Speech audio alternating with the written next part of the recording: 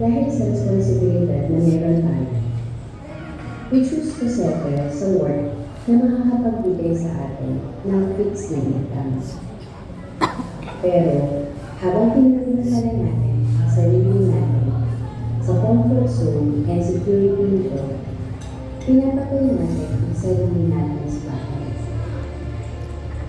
Nililimitahan natin ang blessings na gusto at kaya ibigay sa atin ni God.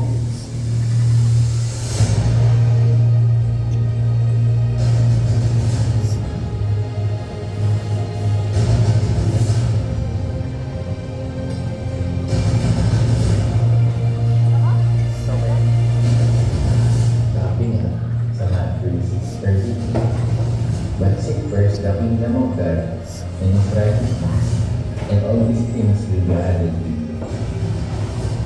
Ask Him saan ka gustong gamitin, and obey. With your obedience, God will unlock all the blessings na lahat niya para sa iyo. Bilang isang full-time mother, Bilang isang self-employed worker, may mga fears na gawin na pinala. Pero dahil naging sa amin ang purpose na binigay ni God para sa amin, we let go of our fears. because as for me and our house, we will serve the Lord.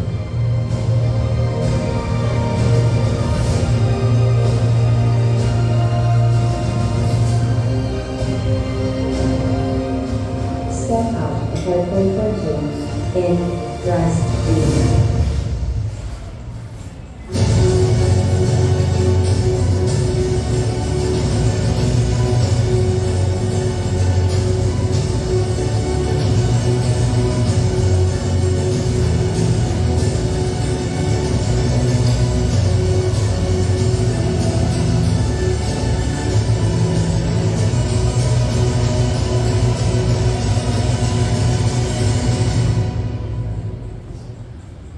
I am Ramadan.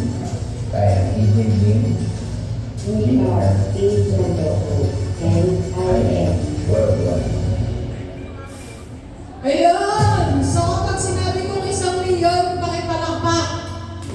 1,000,000! 2,000,000! 3,000,000!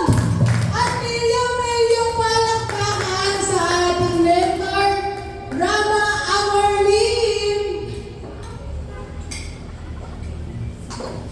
Ayun. Pabigyan natin siya sa ating mentor. Open niya lang yung kanyang presentation.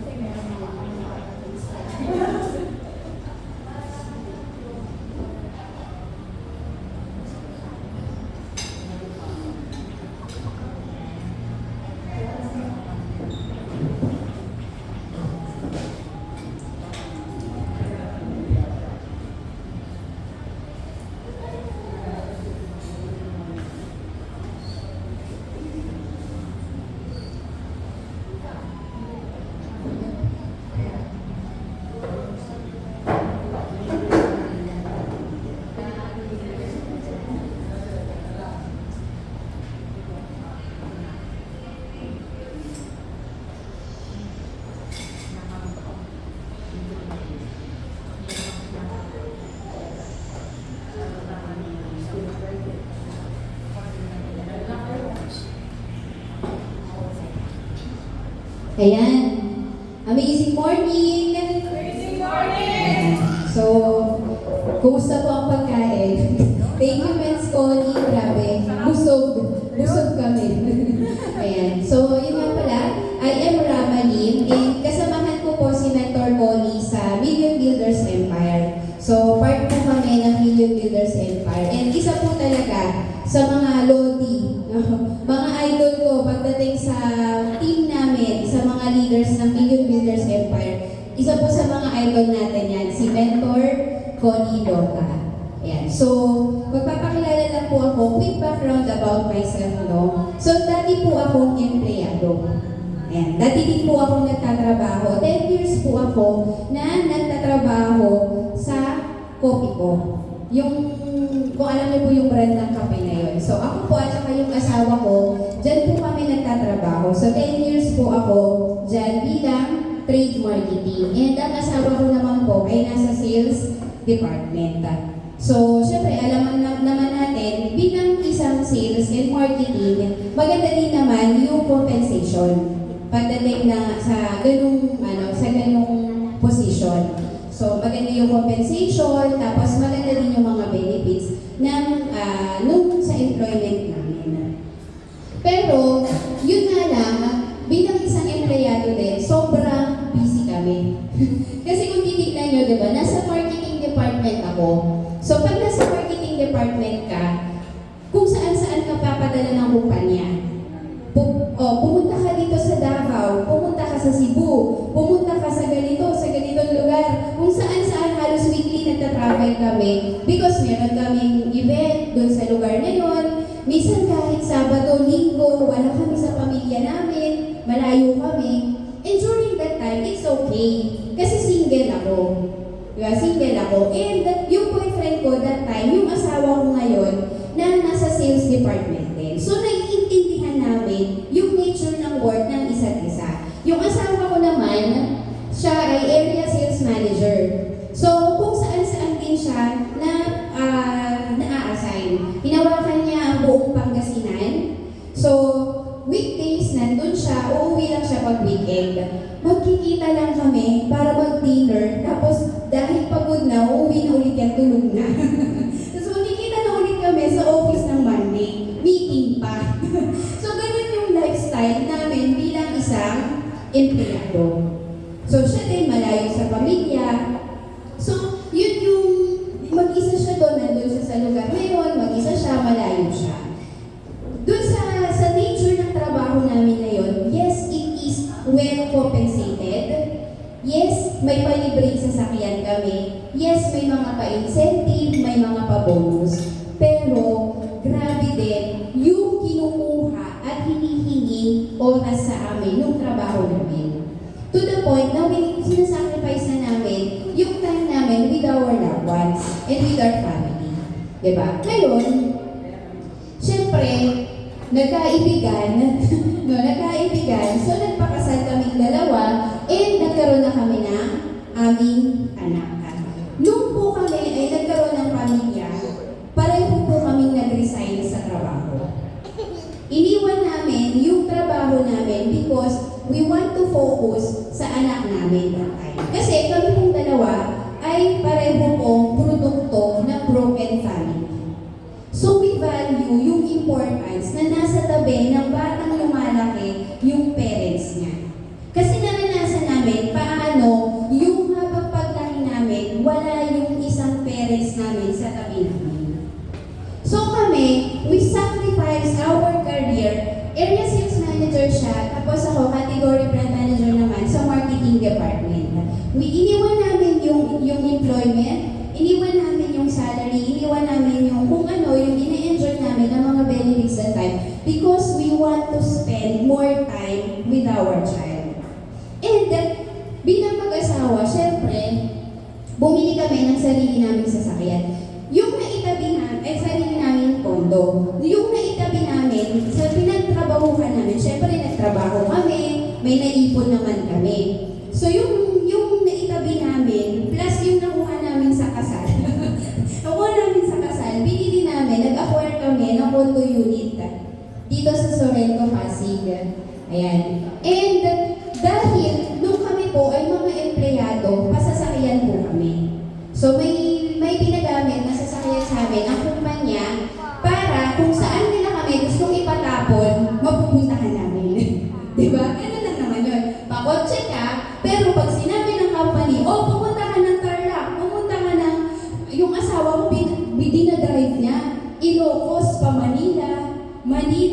Ilocos, Patarlac, Pangasinan.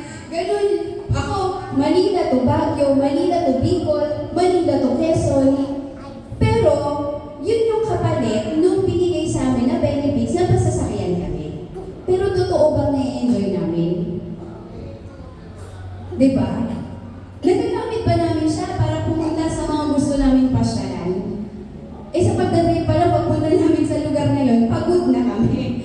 Diba? O ngayon, resign na kami. Sabi namin, resign na kami. And dahil binawi ng kumpanya yung kotse na binigay sa amin, bumili kami ngayon ng sasakyan na amin na.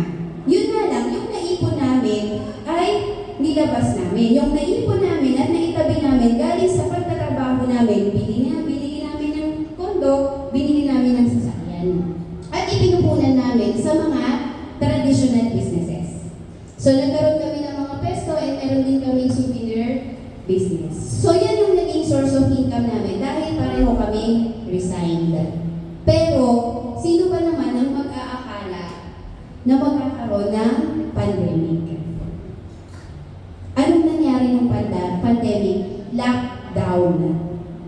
Tama? So, ibig sabihin, yung mga peso namin sa mall, sarado. Yung souvenir business namin, wala ng order kasi bawal nang magpa-event. O sino order ng souvenir? Diba? Sino magbibigay ng souvenir? Anong ibig sabihin po nun? Tumigil ang source of income natin. Yung naipon namin, nung mga empleyado pa kami, yung naipon namin galing sa pagtatrabaho namin, naubos kasi binili namin ng kondo, binili namin ng sasakyan, ininvest namin sa negosyo. With the faith na okay lang yan kasi yung traditional business naman ang bubuhay sa amin. Pero nagkaroon ng pandemic. Ganun namin na-realize na hindi pala natin pwedeng asahan yung ipon lang natin. Kasi kahit anong sipag mo ngayon, kahit abutin ka pa, hintayin mo yung retirement period mo, yung palang naipon mo, in a blink of an eye, pwedeng maubos. Yung palang inipon ko, nung nag-retire ako, kapag in-invest ko sa negosyo at yung negosyo na yon nawala, paano masusustain yung buhay namin? Paano ngayon, saan namin kukunin yung panggastos? So sabi na, doon ko na-realize na hindi pala talaga pwede na nakaasa lang kami sa employment at hindi din namin pwedeng asahan yung naipon namin kung dadating ang time na magre-retire kami. Kasi nangyari po sa amin, bata pa po kami dumating kami sa point na wala kaming income. And may anak kami, nagda-diaper, naggagatas. Imagine yung burden. Pwede ba namin sabihin sa kanya kada iiyak siya, huwag ka munang iiyak kasi wala kang gatas. Pwede ba namin sa kanya, huwag kang iihi, huwag kang pupupo. Diba? 2 years old siya nung nagkaroon ng pandemic. Kami po na mag-asawa, pareho po kami negative sa ganitong industry. Hindi naman ito yung gusto namin pasukin mundo. Hindi namin pinapansin yung ganitong industry. But the moment na dumating kami sa point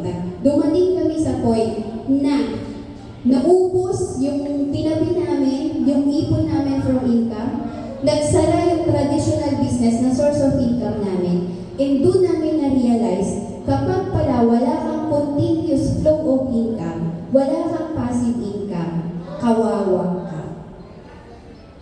Dadating ka sa point na aasa ka na sa mga taong tutulong sa iyo. Doon kami yung mangangatok ka na, di ba? Manghihingi ka na kasi walang-wala ka na. And we are blessed naman and grateful kasi may mga taong tumulong sa amin.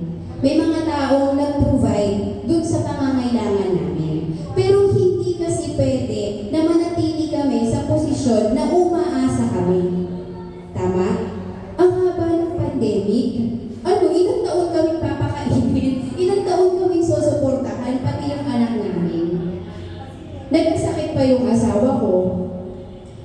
So doon yung time na sabi ko, hindi pwedeng and we started to look for an opportunity na pwede namin gawin kahit pandemic. Opportunity na pwede namin gawin online nang hindi kami lumalabas ng bahay dahil hindi pa safe sa labas.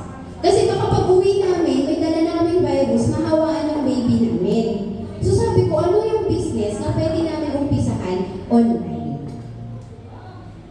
And doon na open yung mind namin and yung heart namin to try this kind of opportunity.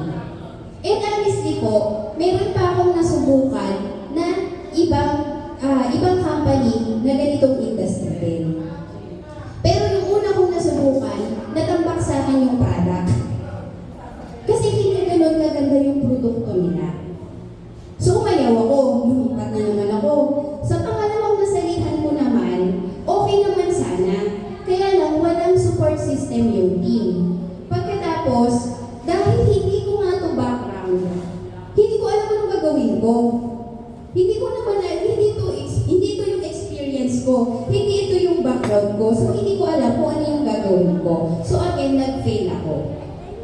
And nung naghahanap ako ng pa-training, naghahanap ako ano yung gagawin ko, that's the time na nakita ko si Mentor Encar, yung angel mentor namin, yung founder ng Million Winners Empire. Kasi meron silang mga free training o paano ka magkakaroon ng unlimited prospect, unlimited customer na hindi ka naghahabol, hindi ka nangungulit, at hindi mo kailangan makiusap pa. So sabi ko, uy, maganda yun ah. Paano ko magkakaroon ng unlimited prospect and customer nang hindi ako naghahabol? Kasi mahihain ako eh. Siyempre, di ba baka sabihin nila, ano ba yan? Dati, ganito yung posisyon, tapos ngayon, ganyan, network na lang, ganyan, di ba? So, mahihain din ako. Pero because nagustuhan ko yung training nila Mentor Encar, yung mother mentor natin, nag-inquire ulit ako. Tapos nakita ko na, uy, ang ganda ng opportunity at saka ang ganda ng product. So, anong nangyari? Third time, nag-try ulit ako. During that time, walang-wala pa rin po kami. Kasi di ba napatalo ko yung una at yung pangalawa? Sa third time, sabi ko, susubok na naman ba ako? Magta-try na naman ba ako? Wala nga kaming pangpuhunan. Pinag-pray ko siya. And binigyan ako ng sagot ni Lord. Alam niyo kung anong naging sagot niya? Napalaginipan ko yung aking angel mentor. Nakita ko siya dun sa panaginip ko. So nung sabi ko na, if this is your answer, Lord, kung ito yung answered prayer mo dun sa tanong ko, magtitiwala ako. So kahit walang-wala kami nun, at kahit nag-fail na ako sa una at sa pangalawang try ko, sumubok pa din ako. Hindi ko pinanghawakan kung ano ang kaya ko, kung ano ang alam ko, kung ano ang background ko. Ang pinanghawakan ko, this is your answered prayer. And magtitiwala ako. Wala rin naman kami pang-umpisa nun eh. Ginawan lang din namin ng paraan. Nanghiram lang kami, pinahiram kami ng tita nung asawa ko para makapagsimula kami dito. Sa kanya galing yung pinang-umpisa namin. Kasi wala din naman talaga kami ilalabas. Wala nga kaming income, di ba? So mas gusto na namin gawan ng paraan na makapag-umpisa kami ng sarili namin magiging source of income, sarili namin negosyo. Kaysa kada mga kailangan kami, gagawa namin ng paraan. Anong mas mahirap? Yung habang buhay mong gagawa ng paraan tuwing may emergency, tuwing may pangangailangan ko, o gawa mo na ng paraan, itong opportunity na pwedeng makapagbigay sa'yo ng continuous flow of income.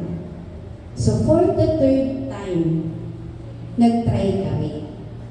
And guess what? Ano po yung naging kapalit?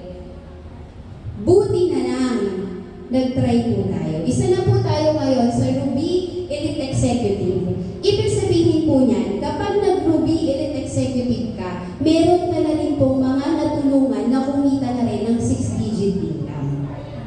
Kasi dito po, sa negosyo na to, hindi ka po dito aangat kung wala kang matutulungan sa ilalim mo na aangat din. Ganun po yung kaganda itong opportunity na to, teamwork. Teamwork. At hindi ako aangat kung walang umangat sa ilalim natin. Ano pong ibig sabihin doon? Hindi lang po kami ang nakakagawa. Hindi lang kami nila mentor, Connie. Ibig sabihin, kung nagawa namin mag-rank up, may mga sumunod na nag-rank up. And ano pa, part na po tayo na 1 million circle. So, nag-start po ako dito September 2022. So, 1 year and ilang months? 5 months. 1 year and 5 months. Kumita na po tayo ng 1.5 million commission alone. Iba pa po ang retail sales.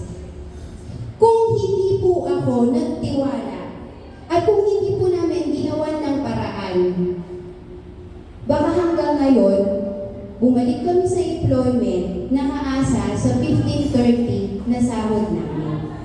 Pagkatapos, iintayin namin yung retirement. Pag nag-retire kami, saka namin gagawa ng paraan na makapagnegosyo. Busy ulit kami, hindi na naman namin makakasama yung anak namin. Baka hindi ako makapag-alaga ng apo ko kasi kumakayod pa din ako. Diba?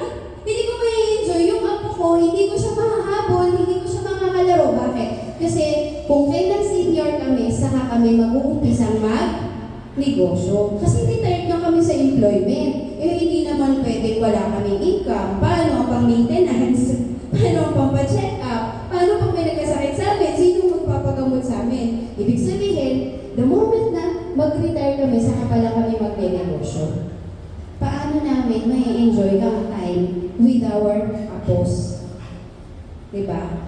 Kaya sabi ko, buti na lang talaga, nakita ko yung opportunity na to. Kasi at our young age, hindi na namin kailangang intayin na mag-senior kami, hindi namin kailangang intayin na mag-retire kami, saka kami mag-umpisa na mag-negosyo. Ano po yung natipid namin? Yung taon. Imbes na bumalik kami, kasi pwede na magtrabaho ulit, di ba? Imbes na bumalik kami sa pagtatrabaho, at saka kami mag-iipon ulit, baka kami makaipon ng 1.5 million, ilang years namin yung pagtatrabahuhan. Pero na-shortcut ko siya. Because of I Am Worldwide, in 1 year and 5 months, we were able to earn 1.5 million. Ano yung natipid ko? Oras. Ano yung natipid ko? Time. Anong na-enjoy ko? Time with my husband and time with my kid. Sa meeting ko ba sa opisina, pwede ko siyang bitbitin? Hindi. Pag pinapunta ba ako ng 5 lugar, pwede ko yung bitbitin, nag-aaral yan. Siyempre hindi. Ibibilin ko yan, iiwan ko yan sa mama muna sa school, habang ako nagtatrabaho sa malayong lugar. Habang ang asawa ko, naka-assign sa malayong lugar. Anong na-enjoy namin ngayon? Time, freedom, para ma-enjoy namin yung quality time namin bilang pamilya. Because of I Am Worldwide. Again, nakapag-Taiwan travel incentive po tayo, kasama ko yung aking anak. Alam nyo ba, nung empleyado po kami, hindi po ako nakakalabas ng bansa. Promise. That's my first international travel because of I Am Worldwide. And it is memorable because kasama ko sa first international travel ko yung aking anak. Yun yung memories na sabi ko, babaunin ko at babaunin niya hanggang pagtanda niya. That's memorable for me. And thank you then because of I Am Worldwide. And una lang po yan. Marami pang susunod na travel na kasama kami buong pamilya. Again, hindi namin kailangang gastusin yung inipon namin para makapag-travel. Hindi namin kailangang mangutang para makapag-travel. Sisipagan lang namin, hahatawin lang namin, libre na ang travel. And car achiever na din po tayo. 1 year and 5 months. Sino sa inyo ang kakilala ninyo na after 1 year niya sa pagtatrabaho, after 1 year na sa pag-i-employ, sa employment, nagkasasakyan? Mahirap, di ba? 1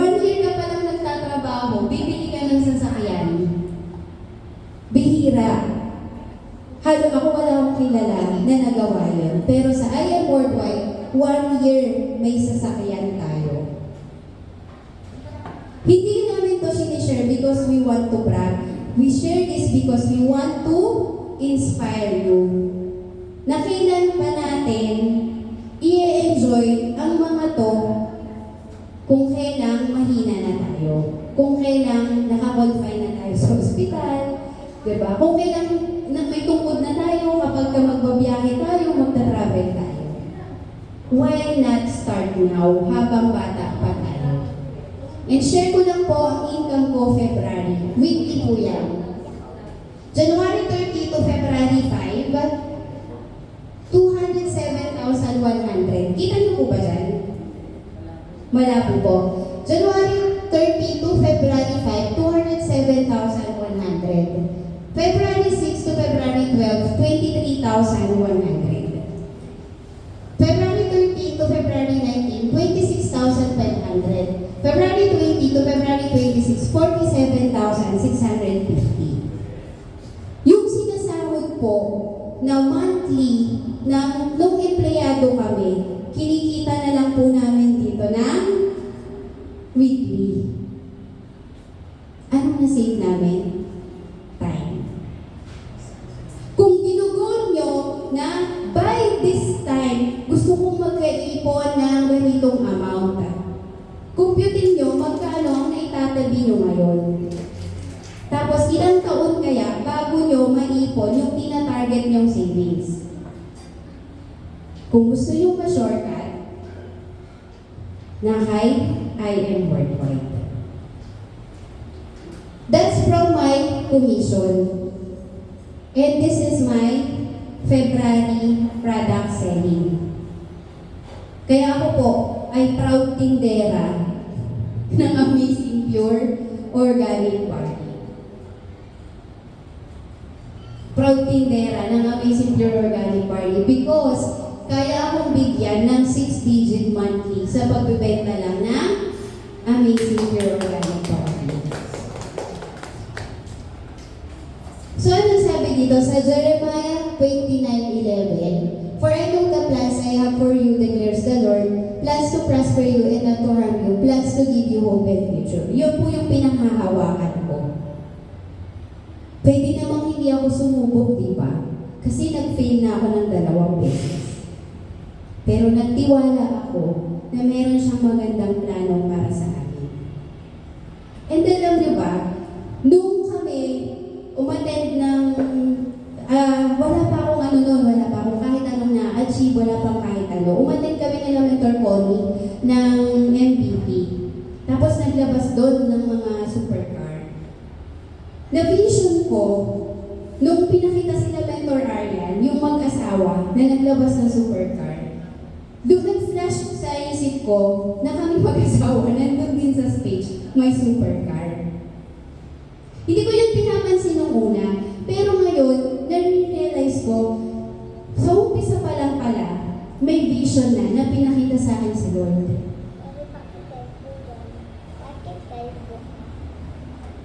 Minsan, kaya tayo diba, nagsisipag tayo sa pagtatrabaho natin. Bakit?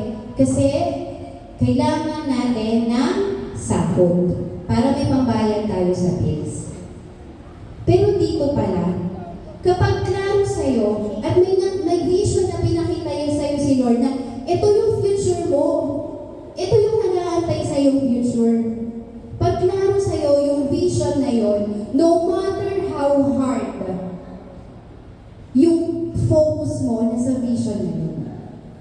No matter kung gano'ng kadaming tao ang nagne-negative sa'yo, kahit pag uwi mo, wala yan, walang mangyayari sa'yo dyan, maraming tao walang nangyari dyan. Pero ikaw, nakita mo yung vision na pinakita sa'yo ni Lord, focus ka lang doon.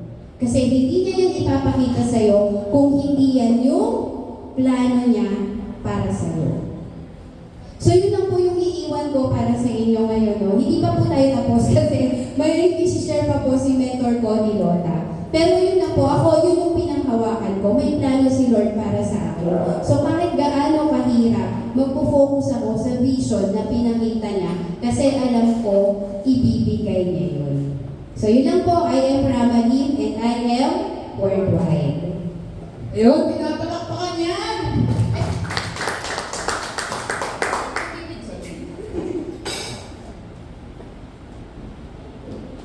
So malapit na po tayo, baka